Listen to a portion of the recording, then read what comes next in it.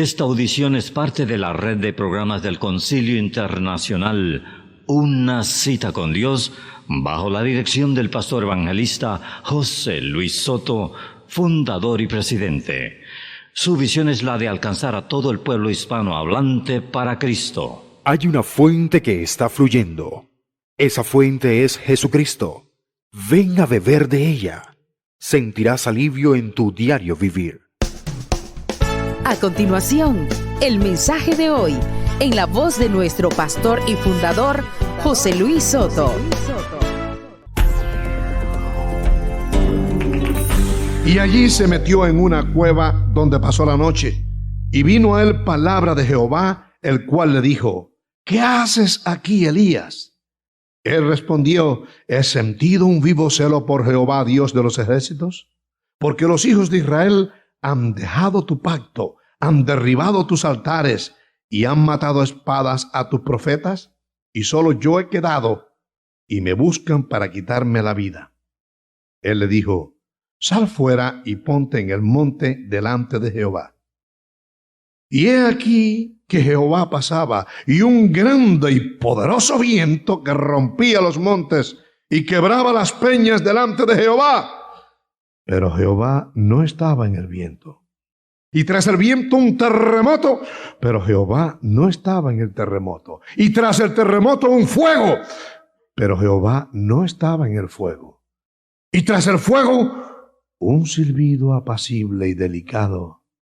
Y cuando lo oyó Elías, cubrió su rostro con su manto, y salió y se puso a la puerta de la cueva, y he aquí vino a él una voz diciendo: ¿qué haces aquí, Elías? Él respondió: he sentido un vivo celo por Jehová, Dios de los ejércitos, porque los hijos de Israel han dejado tu pacto, han derribado tus altares y han matado a espada a tus profetas, y solo yo he quedado, y me buscan para quitarme la vida. Y le dijo Jehová: ve, vuélvete por tu camino, por el desierto de Damasco, y llegarás y ungirás a Hazael por rey de Siria. A Jehú, hijo de Nimsi, ungirás por rey sobre Israel, y a Eliseo, hijo de Safat, de Abel Meola, ungirás para que sea profeta en tu lugar. Nosotros, al estudiar la palabra de Dios, cuando la escudriñamos, la observamos para aprender algo, nos damos cuenta de varias cosas, entre ellas cómo funciona Dios.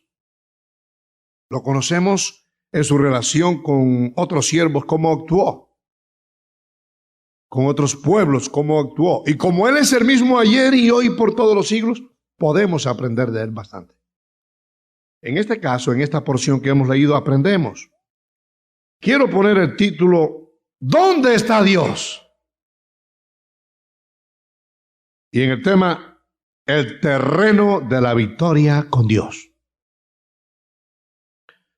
Sabemos, hermanos, que hasta que nosotros no lleguemos al lugar que tenemos que estar, no podemos conseguir las cosas.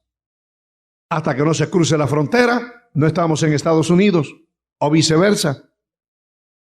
Si queremos los beneficios de este país, tenemos que venir a este país.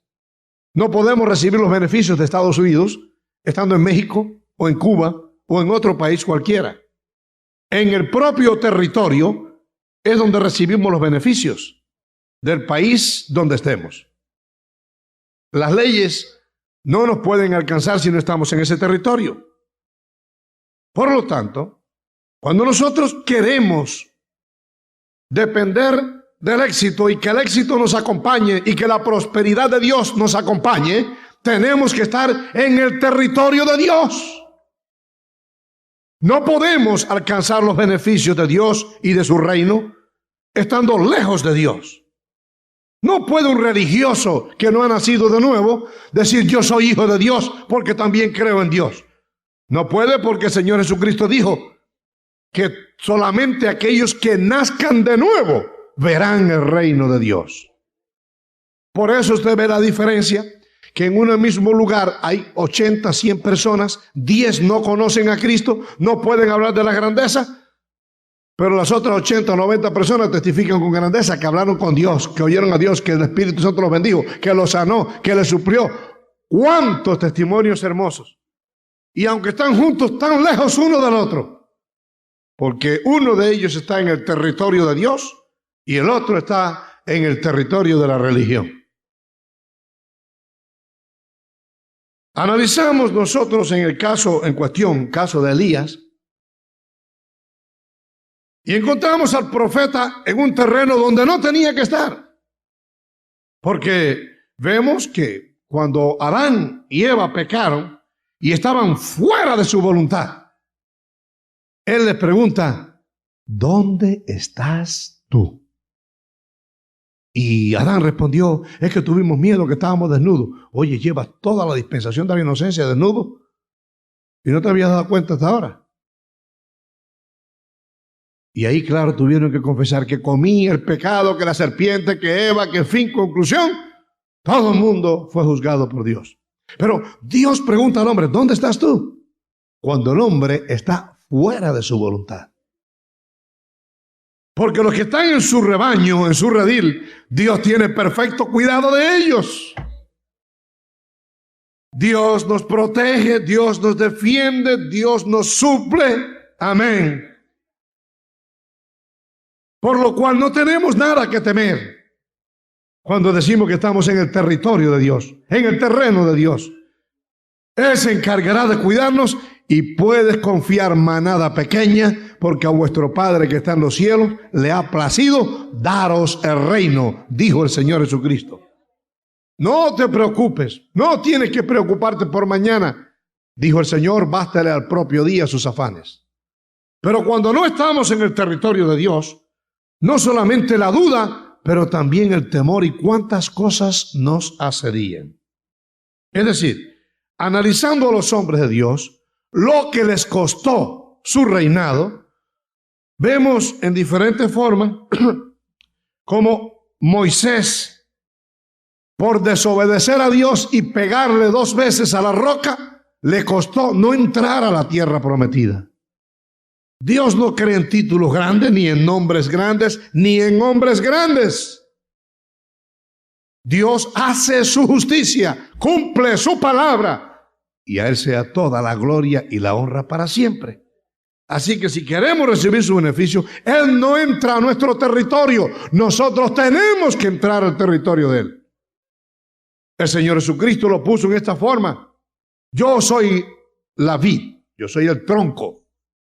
Yo soy la mata de la uva. Ustedes son los gajos. Separados de mí, nada podéis hacer. Es decir, la impotencia del hombre, el Señor la advirtió. Así que o estás conmigo o estás en derrota. Todo el que quiere permanecer en victoria, estar bajo el cuidado de Dios, en la prosperidad de Dios, en la bendición de Dios, bajo los dones de Dios, tiene que estar en el territorio de Dios. Gloria sea al que vive para siempre. Cuando el hombre empieza a escabullirse y a hacer lo que quiere, se echa a perder la cosa. Como en el caso de Elías, que vamos a analizar un poco más adelante. Pero Moisés perdió su reinado. Usted lo llamará como quiera. Dios se enojó, Dios lo que sea. Dios dice, tiene que hacer mi voluntad en el trato que Él hace con nosotros y en el trato que Él hizo con Moisés en este caso, que nos ocupa ahora lo que estamos contemplando. Él le dijo, fíjate que tú hagas todas las cosas como yo te las mando. Hay un propósito. Hay cosas pequeñitas que algunos piensan, pues que Dios va a tener, ni que Dios tuviera un récord allá para saber si yo doy mis diezmos o no. Que si lo tiene, lo tiene. Que tú lo creas o no, allá tú. Que tú le quieras dar los diezmos o no a Dios, allá tú. Pero que Dios bendice a los que se lo dan fielmente, eso no se ocupe, no falla. Lo cierto es que Moisés falló. Y el genio, porque en este caso fue el genio, una acción de él, que llegó y le pegó a la roca, y le pegó 2 veces, le pegó y salió agua. Pero Dios le dijo, háblale a la roca. Le costó el reinado hasta la vida y no entras en la tierra prometida. ¿La ves allá? Aquí te tienes que morir tú, porque tú no entras allá, porque me echaste a perder un plan. Segundo, vemos nosotros Belsasar, aquel rey iraní, medo-persa, que son los iraníes hoy, cuando vino y tomaron de posesión de Irak, lo que es Irak hoy, Babilonia, entonces él se quiso meter también con el terreno de Dios, se pasó de la línea y tomó de los utensilios que habían dedicado para Dios solamente y empezó a tomar vino con sus concubinas. Y allí mismo apareció el dedo de Dios, 2 dedos solo, escribiendo. Y hay que imaginarse qué mal de estómago le cayó a Belsasar, porque dice que temblaba. Allí mismo aparecieron los dedos. Mene, mene, tekel, uparsin. Y no había quien lo interpretara, porque en el terreno de Dios, solo los hijos de Dios son los que pueden interpretar a Dios. Entonces, tuvieron que traer al intérprete y ellas fueron a buscar a Daniel. Y Daniel dijo, oh, sí, eso es muy fácil, está clarito, tú no lo entiendes, míralo. Mene, mene, tekel, uparsin. Pesado fuiste en balanza y fuiste hallado falto. ¿Sabe por qué? Por ponerte tú a beber. A Dios tú tienes que respetarlo, tienes que temerle. Cuidado como quieras violar en el terreno de Dios las reglas que Él ha establecido. Y aquella misma noche se acabó Belsasar. Perdió su reinado. Elí, un siervo de Dios. ¿Cuál fue la razón que perdió su reinado Elí? Perdió su posición. Elí. Sencillamente Elí fue demasiado flojo de carácter. Usted que no corrige a sus hijos, que lo ve llora y llora y llora, y usted hace su voluntad, y a veces yo veo con unos hermanitos, no que siempre sea el caso ese, porque los niños lloran y en ese idioma es que ellos comunican lo que sienten. Pero ¿cuántas veces que si quieren ir, no van a la escuela dominicana? No, hermano, lo tengo aquí porque es que él no quiere quedarse en la clase, que no qué. Esto está al revés. Los hijos mandan a los padres. Pero en la escuela usted sí lo deja, ¿verdad que sí? Oh, seguro que sí, porque ahí el gobierno dice o lo dejas o lo dejas. Como tienes que dejarlo, entonces ahí sí. Pero en la casa de Dios, oh no, es que él no quiere. Tiene que querer.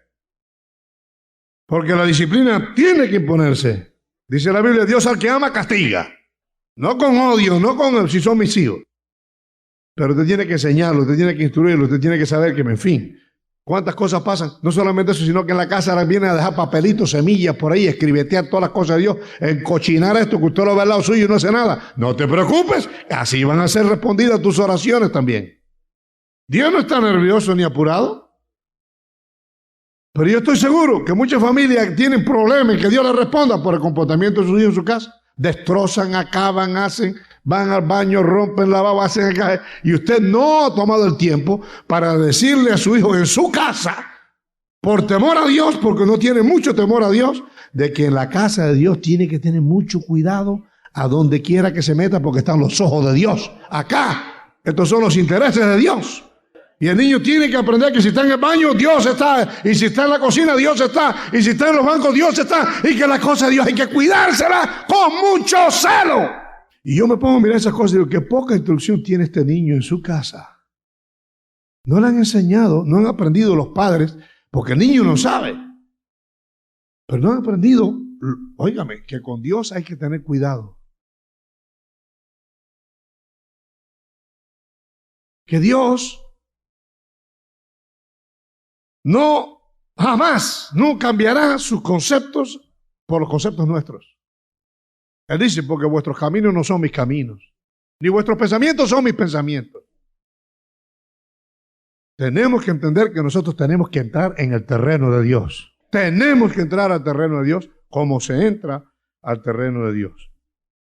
Pero cuando el hombre decide pecar y estar viviendo una vida mediocre en el terreno espiritual, se va pronto. Ese se va pronto. Yo he visto ministros juzgados por Dios.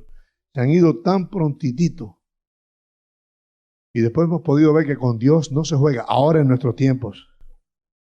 Se han ido en pleno apogeo. Llegaron y alcanzaron, y nada más alcanzaron a ver.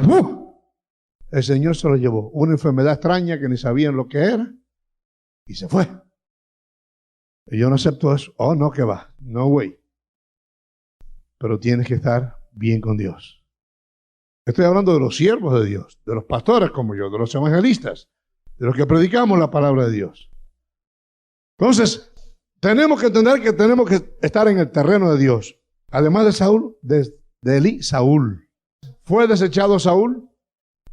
No, porque yo lo traía para ofrecer a Jehová. Jehová, fíjense la posición de un siervo de Dios. Fíjense la actitud de un hombre. Cómo Samuel mató a aquel rey y lo hizo 3 pedazos porque Jehová había mandado. Cuando Dios manda, o le obedeces o quítate de en medio. Pero no podemos servir a Dios a nuestra manera. En el modernismo de hoy, hermanos, escúchenme bien, en el modernismo de hoy, aún hasta en el mundo evangélico, en un 70-80% se está tratando de llevar el evangelio, forzarlo a un camino en que todos caminemos y todavía con el nombre de redimidos por la sangre de Cristo. Eso no va a pasar. Yo le garantizo a ustedes que eso no va a pasar. Dios no entra en componendas con ningún hombre. Dios no entra en componendas con ningún hombre. Se quiere estructurar un evangelio nuevo y en los doctores que salen ahora una serie de disparates tremendos, no quiero decir con esto todos los doctores, pero en las escuelas donde se enseña aún de la palabra de Dios, nada es absoluto. Todo es relativo. Y yo encuentro a Cristo absoluto, encuentro la fe absoluta, encuentro la autoridad de Jesucristo absoluta y nada relativo. Por eso el diablo tiene que aceptarla, obedecerla y huir cuando un hijo de Dios le mande demonios sal fuera de esa vida en el nombre de Jesús y tiene que salir. Tiene que haber autoridad. Tenemos que estar en el terreno de Dios. Y estando en el terreno de Dios, el diablo tiene que obedecerte. Las circunstancias tienen que obedecerte. Puede haber ataque, pero tú vas a vencer, tú vas a vencer, tú vas a vencer, tú vas a vencer en el nombre de Jesús. La victoria es del reino de la luz, no del reino de las tinieblas. Amén. Y en este caso de Elías ahora, Elías, que después de haberle cortado la cabeza a más de 400 profetas de Baal, con los milagros que ustedes saben que pasó en el monte Carmelo, ahora la vieja que estaba allí reinando, la idólatra, Jezabel, le manda una notita, fíjense, una notita. Mañana así me hagan los dioses, y aún mañana, si mañana la cabeza tuya no está como la de ellos. Y él había cortado la cabeza a más de 400 profetas de Baal, por inspiración divina, bajo la unción del Espíritu Santo. Y creyó las circunstancias Elías, y se mandó a correr, y tenía su respuesta para Dios preparadita. Fíjense que en las 2 ocasiones que Dios le pregunta, en el versículo 10 del capítulo 19 y en el versículo 14, le da exactamente la misma respuesta que ya la tenía ensayada y todo. Para justificar su actitud de miedo, su actitud de correr, su actitud de que desacreditó lo que Dios quería hacer. ¿Por qué usted dice eso, hermano Soto? Porque después que le cortó las 400 a los profetas la cabeza, que probó la gloria de Dios, entonces él sale huyendo ante las circunstancias. El espíritu de temor capturó su mente porque él miró las circunstancias. Es decir, salió del terreno de Dios. Elías estaba en el terreno de Dios cuando bajo la unción del Espíritu Santo obró todos aquellos milagros y después salió del terreno de Dios y en su propio terreno analizó las cosas conforme a las circunstancias estaban. Y Dios no quiere eso. Escucha, mi hermano, tú quieres victoria, tú no puedes analizar las cosas como están. Tú tienes que analizarlas desde el punto de vista de Dios. Es decir, lo que la palabra de Dios enseña, eso es. Lo que el Espíritu Santo nos revela, eso es. Aunque el mundo diga otra cosa. Por ejemplo, el mundo le enseña a usted en la escuela y usted manda a sus hijos voluntariamente allí que el hombre desciende del chango. Eso es ley. En Estados Unidos se está combatiendo eso, pero todavía están enseñando que el hombre sale del chango. Y el hombre sale del chango. Y no te permiten decir, el hombre fue creación de Dios. Eso es religión. No lo mete aquí, pero sí le meten la religión satánica del evolucionismo, de que el hombre fue producto de la evolución, del Pericatropus erectus y toda aquella serie de primos que ven esta gente cuando ven una fotografía de un chango. Dios dijo, hagamos al hombre en nuestra imagen y semejanza. ¿Cuál de esas cree usted?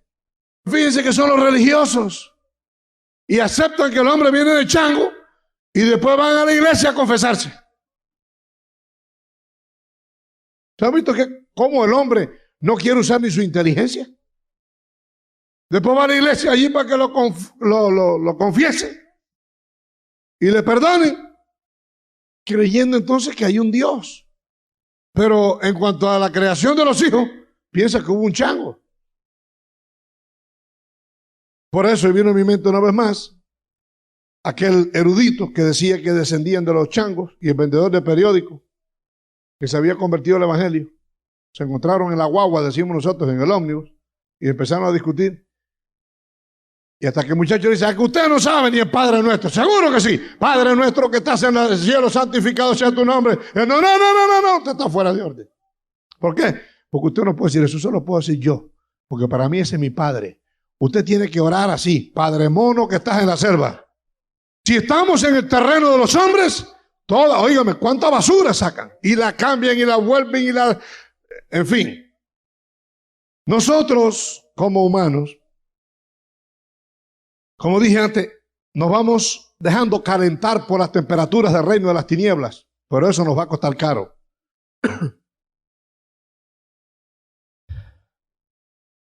Para vivir en victoria nosotros, para gozar la victoria que la Biblia manda, enseña, que Dios dijo, que Jesucristo nos enseñó, porque hablamos de ella, pero no la vivimos. Tenemos nosotros que tenemos nosotros que aceptar la realidad de que no podemos funcionar sino en el concepto de Dios. En el concepto de Dios me dice: y todo lo que el hombre sembrare, eso también segará. Eso no es ley del mundo, es ley del reino. Todo lo que pidiereis al Padre creyendo, lo recibiréis. En fin, muchos de nosotros, hermanos, la iglesia está viviendo fuera del territorio de Dios. Tenemos que estar en el territorio de Dios. Tenemos que estar así limpios, santos, seguros que el Espíritu Santo está en nuestro corazón, en el territorio de Dios. Ahora bien, una vez que estamos en el territorio de Dios, no hay miedo. Queremos, como dije antes, en el territorio de Dios, si estamos ahí, goza los beneficios del reino. Primero ponerte. No oras, ora. Llevas una vida impura, arrepiéntete. Santifícate, sin santidad nadie verá al Señor. Obediencia, no como Moisés, que por su desobediencia le costó su posición, etcétera, etcétera, sino ahora en obediencia al Señor, guiados por el Espíritu Santo. En el Antiguo Testamento solamente habían ocasiones en que el Espíritu Santo actuaba. Primero, en la teocracia, Dios trató acerca de los ángeles, a través de los ángeles, a través de los profetas, a través de los jueces. Y cuando terminó la teocracia, que comenzó la monarquía, hubo un cambio en el gobierno hasta que apareció Jesucristo. Cuando apareció Jesucristo, entonces ya se acabó toda esa teocracia antigua y todo el sistema de gobierno antiguo, que vemos que aquel pobrecito enfermo que estaba allí de 38 años y siempre le ganaban, nunca podía llegar a meterse en el estanque cuando el ángel revolvía el agua. Pero ahora cuando llegó Jesucristo no hace falta estanque, no más estanque, porque Jesucristo, en su nombre, está el estanque de Siloé y todos los estanques que sanan. El de Bethesda y todos los estanques, en el nombre precioso de Jesús. Y ahora es el Espíritu Santo. Ahora nosotros podemos entrar al lugar santísimo cada minuto de nuestra vida y vivir en el lugar santísimo con el Espíritu Santo, porque Jesucristo pagó para ello. Se acabó más aquella práctica. Como dije entonces, pero ya una vez que estamos en el terreno de Dios, no hay temor. ¿Quién dijo que el temor es el terreno de Dios? ¿Cuántos cristianos lo han visto con temor? Que a lo mejor cuando el pastor está aquí no comen plomo y escupen balas. Pero cuando están contigo hablando en la casa, como tienen, me confiesan: ay, yo tengo un miedo, porque dicen que va a haber un terremoto, porque dicen que esto se va acá, que los empleos, que acá, que allá, ay, que dijeron que van a darle off, ay, yo tengo un miedo, ay, yo tengo un miedo, ay, yo tengo un miedo. Eso es lo que tienen porque lo que confiesas. Conozca más de nuestro ministerio. Visite nuestra página de internet. www.conciliouccd.org.